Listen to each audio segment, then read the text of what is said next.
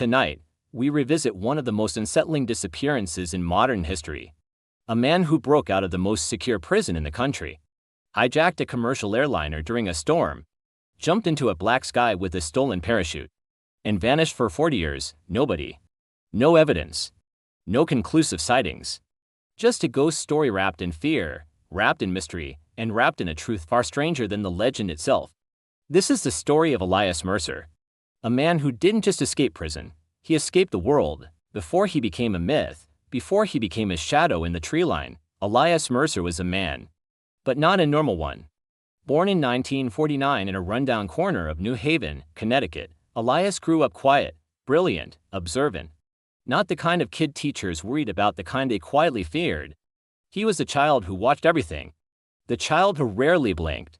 The child who memorized entire books after flipping through them once. By 14, he could pick any lock. By 17, he could forge any signature. By 21, he was orchestrating bank robberies so cleverly designed that even detectives admired the craftsmanship. And yet, he never fired a weapon, never harmed a single hostage, never took more than he needed. Still, the law caught up with him. Because genius doesn't stop fate forever. After a failed escape attempt in 1971, authorities finally captured him. And when they shackled him in front of reporters, he smiled. Not a smirk.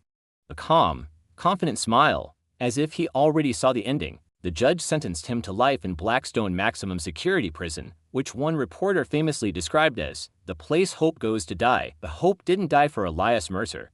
It waited. Blackstone Prison, 1977. A storm brewing. Rain hammering the razor wire. Lightning splitting the sky. Inside, inmates tried to sleep. Guards drank bitter coffee. And deep in cell B 3 to 11, Elias Mercer sat silently on his bunk, staring at the wall. At exactly 3:14 a.m., something happened that no one has been able to fully explain to this day. The lights went out. Not flickered. Not dimmed. Went out. 7 seconds of pure darkness. 7 seconds that rewrote everything. When power returned, one of the guards said he felt cold, like someone had walked through him. Another swore he heard footsteps, going up, not down. But the most terrifying detail came from the security office.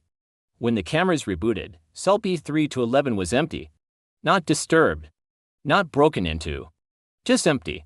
The warden insisted Elias must have slipped out during the outage, but how, when his door required 3 separate keys, held by 3 separate guards, all of whom were accounted for? How, when the locks showed no signs of tampering? How, when his cell had no vents large enough for a human body?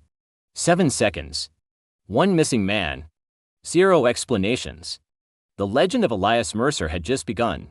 Hours after disappearing from a locked cell, Elias was spotted 40 miles away at Norcross Regional Airport, wearing a guard's uniform, carrying nothing but a duffel bag, walking with the confidence of a man who belonged everywhere.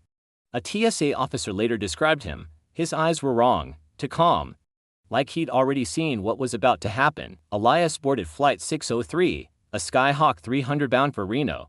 He sat in seat 17B, hands folded, expression blank. No one paid attention to him. And then, 30 minutes after takeoff, they couldn't ignore him. It happened fast. Passengers heard a soft click. A metallic sound. A woman gasped. When they looked up, Elias was standing in the aisle, holding a small metal tube, something between a flare gun and a detonator. Calm voice. Steady hands. He said, "Ladies and gentlemen, today is not your day to die. But it is my day to disappear." He handed a note to a flight attendant. A pilot later confirmed it contained coordinates in the middle of nowhere. Then came the strangest part. He requested a parachute. On a commercial airliner. And shockingly, they had one part of emergency crew training equipment. Witnesses swear he smiled when they handed it to him. The plane flew into a violent storm. Lightning lit the cabin in bursts of white. Passengers screamed. Flight attendants prayed. And in the chaos, Elias opened the rear service door at 14,000 feet. Wind exploded into the cabin. The plane lurched. Luggage flew. People sobbed. He shouted over the storm, "Remember this, no prison can hold a man who has already escaped inside his mind." He stepped back and jumped. The cabin fell silent. He was swallowed by the night. Radar lost him in 3 seconds. Search teams never found a thing. The largest manhunt in state history unfolded. Helicopters searched mountains. Divers explored rivers. Dogs combed forests. They found no parachute. No footprints. No equipment. Nothing. Authorities quietly admitted something horrifying. It's as if he vanished before landing. Rumors spread like wildfire. He died on impact. He planned an extraction. He climbed into another aircraft midair. He hid in an underwater cave. He never jumped at all. But there was one rumor that refused to die. Someone helped him. Someone with access to power grids, flight equipment, and prison schematics. Was it a criminal group? A government agency? Someone inside Blackstone? Or was Elias something else entirely? For the next 40 years, sightings continued. A fisherman in 1983 swore a man with the same piercing eyes bought supplies from him. A waitress in 1991 claimed a stranger tipped her with a dollar bill signed E.M. A hiker in 2004 reported a man living in an abandoned ghost town cabin. Each sighting ended with the same detail. He said his name didn't matter. Some sightings were hoaxes. Others were impossible to debunk. But the strangest one? A park ranger in 2014 found a handmade parachute tangled high in a pine tree, weathered, decades old. No animal tracks. No human footprints. Just a chute. Elias's legend was no longer just a story. It was a haunting.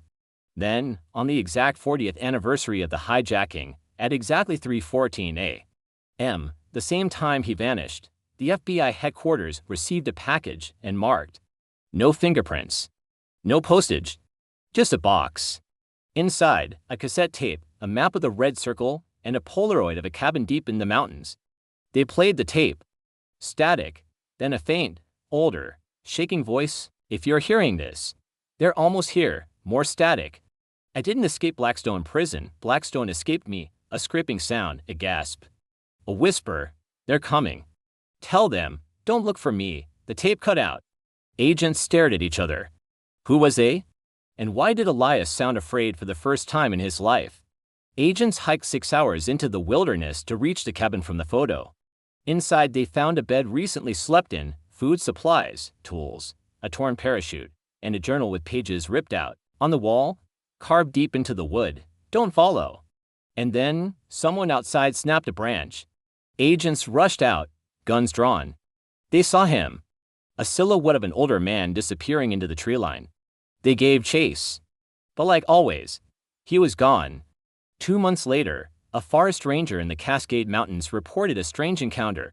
An old man with a deep jaw scar and a parachute pack slung over one shoulder emerged from the woods. The ranger asked if he needed help. The man shook his head. He said one sentence, "Tell them, I'm not done yet." When the ranger turned to radio it in, the man was gone. No sound. No footprints. Just gone. 3 days ago, yes. 3 days ago, security footage surfaced from an isolated gas station. It shows a man walking with the same posture, the same limp, the same strange, unhurried confidence as Elias Mercer. His face is hidden by a hood. But as he exits the store, he turns slightly toward the camera. And he smiles.